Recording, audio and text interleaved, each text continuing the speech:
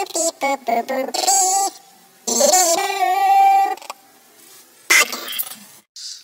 this week we have a very special guest with us, this Marzgurl from ThatGuyWithTheGlasses.com. She was one of our partners in the Red Ribbon Reviewers last month, and recently did a video series on the history of Disney Toon Studios. Thanks for joining us here. Hi. Alright, so, with the exception of Andy, many of us were very young when the DuckTales or Tailspin, those kinds of shows were out, so, like, I think I was, like, 7 or 8 months old when the movie came out, and 10 months, probably, when the... Or no, wait, got my math. Yeah, well, the Disney Afternoon segment was kind of... It started in the late 80s, and then Disney Toon Studios, which was basically, specifically, the Australian Disney television animation studio. Yeah. They started working on things and being a little bit better known as either Movie Toon or Disney Toon or what have you throughout the 90s.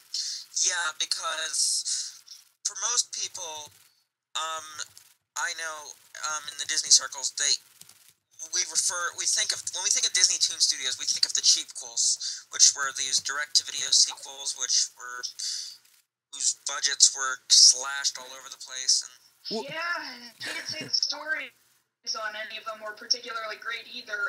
That and pretty much the only thing they are really doing now regularly are these CG Tinkerbell movies, which I'm not personally a huge fan of, so... Yeah, and also, what's funny is that, like, a lot of times I think that they could get away with doing things like Return of Jafar or The King of Thieves, the early stuff, but once they started like making sequels to Walt's movies, that's where, okay, this isn't a pretty picture Bambi here. 2? What's wrong with that? Especially with Cinderella 3, where they actually retcon first movie. Exactly. It's like, with Cinderella, for one thing, doing one sequel is bad enough, and then doing two of them... And having one retcon the other. Exactly. The entire ending portion of Cinderella 1 did not happen, and now the situation of the prince and Cinderella getting married is entirely new. I just pray to God that doesn't count as canon. It doesn't. I would hope not, considering the people who originally worked on the first movie. Most of them probably aren't even alive anymore, so... Well, all the 9 old men are dead, so... Yeah, exactly, so... Or no, wait. When Cinderella 3 came out, Ellie Johnston was still alive, but did he work on... Yeah, so, but I'm not sure if he had any say in this. Oh, I have my doubts, but... So yeah, unfortunately, what most current generation animation fans are going to think of when they hear Disney Toon Studios, they're going to get a picture of things like Lion King 2, Little Mermaid 2, and 3, Cinderella 2, Pocahontas 2, you know, the list goes on. I remember watching Little Mermaid 2 for some reason, and I was just watching it, and I was thinking, I was 10 when this happened, and I was thinking, wait a minute, isn't this just the first movie told over again in reverse? Exactly, in reverse with the children of the main characters. And that's my biggest problem, like what I was saying about Tron before. It happened in Little Mermaid 2, it happened in Lion King 2. Lion King 2, yeah. I think Fox and the Hound is the same way, as well as Lady and the Tramp. Well, the Fox and the Hound 2 was pretty bad. I saw that once. Yeah. That's not saying anything. Well, I know that's not saying much. Like, Return of Jafar and King of Thieves were forgivable, but there's one thing you could obviously tell, that they were on the same quality as the TV show, because in the original Aladdin movie, the carpet was CG, and you could tell in Aladdin's 2 and 3 that this was just a traditionally animated carpet. Right, exactly. I mean, the carpet itself was always traditionally animated. It was like the texture that was CG'd on, and that was like totally amazing in 1992, you know. That was just so awesome. But, yeah, you could tell, and the animation got like really rubbery, you know. If somebody like flings their arm out from their chest and goes to point at something to their right, their arm just rubber bands all the way out there, and their neck like jolts off to the side somewhere, and that's the kind of animation that these movies, and then TV series would start to have at that point. But I feel like that sort of animation style is okay for half-hour television series like the Aladdin TV series, because otherwise I thought the Aladdin TV series was awesome. But as a feature movie, it's just gonna look stupid. Right, exactly. So, although I wasn't a big fan of Return of Jafar, I actually really did like King of Thieves. I really feel like King of Thieves was like a sincere apology for Return of Jafar. So, other than the music wasn't really my favorite. But the songs in the sequel, all the sequel songs are terrible. Whoa! Not Beauty and the Beast, the Christmas one. That one's not totally bad. Please do not bring that up. The Christmas one could have been worse, actually. That's true.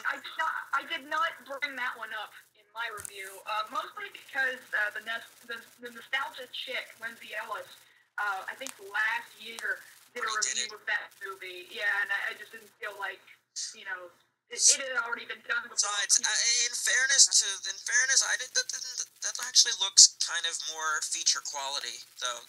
It does, right? But it actually did not get a theatrical release. Well, I know that, but was it done by Disney Toon? It looked like it was actually done by Yes, it was. No, it was done by Disney Toon, actually. Because it looked, quality-wise, it looked like it could have been done by feature animation. Yeah. Yeah, kind of. It's entirely possible that, where is feature animation located, actually? Do you know what country the studio is located in? You mean the American studio? Is it the American studio? Is that where they're located? Walt Disney Animation Studios is now headquartered in, Walt Disney Animation Studios is now headquartered, across the street from the main studio lot. Giant hat-shaped building. Okay, yeah, I'm familiar with it then. I just didn't know the name of it. But, It's it's called the Roy entirely Disney. possible that they were working together. And by now, because Disney Toon Studios, which It's was now basically part of Walt Disney Animation Studios. Exactly. It was basically the Australian studio, and I think, don't quote me on this because I would need to check my sources again, but I believe the Australian studios no longer is in Australia, and now pretty much everything is located in Burbank, exactly. So Disney Toons is now just basically Walt Disney Television Animation and located in the U.S. And basically, it's just kind of merged with Walt Disney Animation Studios. Mm-hmm. But it's kind of funny because some movies seem to still be going under the label of Disney Toon Studios, but it's like, I'm not entirely certain why, because they basically don't... Because I thought Lasseter killed the brand. He basically did, yeah. So pretty much from this point on, the only touch of Disney Toon Studios you're going to see is under the name Walt Disney Television Animation. Right. But then again, of course, the name had been tarnished by the direct-to-video sequel, so... Exactly, so... Whether that's a good or a bad thing, it depends on... So what current people should be going out and doing is, checking out older Disney afternoon television series. Chip and Dale. As well as a Goofy movie, the DuckTales movie. I haven't seen a Goofy movie in so long, but I remember watching it when I was little. Netflix, man. It's even... Yeah, Netflix. Sean, I would say that the Goofy movie, if you're not totally fond of some of the older Disney films, I would say that, I don't want to say which ones, but some of the older Disney films I find kind of boring.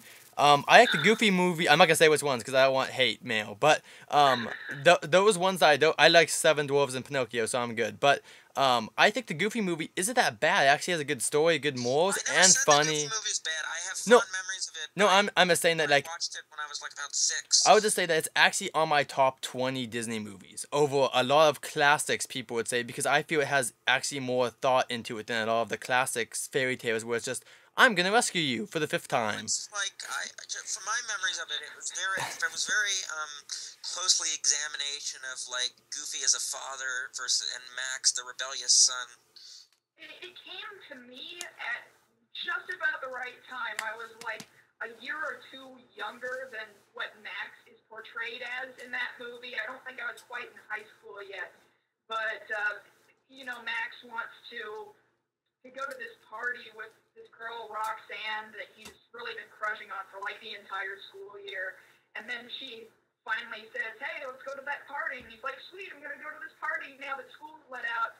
But his dad's like, nope, we're going fishing together, boy, because I keep hearing that you're getting into trouble, even though Max really didn't do anything all that wrong, and his dad's just overreacting. And it's really just this sweet story that if you're like right in that age range, you really get it. Because like, your parents, you know, they care about you, but they do things that you don't like because they care about you. And then you try and get out of that because you're in this age where you know you're old enough to be able to handle things on your own, but your parents don't quite know it. And so Goofy actually came across as not just being this really overly goofy, dopey dad in the movie that's just so wacky and out of place, but actually I see my own dad in Goofy to a certain extent. You see a side of Goofy that you don't usually see in the older, like, animation, the older Disney cartoons. Right, because those were a bunch of animated shorts of him literally just being quote-unquote goofy. But here, like I said, you see a dad, a father figure that you might even be able to relate to. I know I could. I'm still wondering who Max's mother is, but that's a discussion. I've always wondered that. It is not brought up, like, in the animated series. Goof Troop is not brought up in that movie. It's not brought up in an extremely goofy movie or anything. So, Jessica Rabbit. Extremely Goofy movie was on my to-watch list 10 years ago, but I never got around to it. It's not as great. It's okay. It's not as great. Right. Yep. Well, I guess that's about it. So I mean, go out there and watch anything from Disney Afternoon because almost all of those cartoons are pretty good quality. Almost all of them, and even some of the cartoons that went on, like Recess, which was on one Saturday morning that came after Disney Afternoon, is pretty good, you know. Right, and I mean, not all of them were maybe hand-drawn and animated in Australia by that specific studio, but a lot of them were indeed produced in some capacity by them. So, by all means, check out anything from, like, 1989 to, I don't know, 1997. All right, then. I think that ended it, I guess.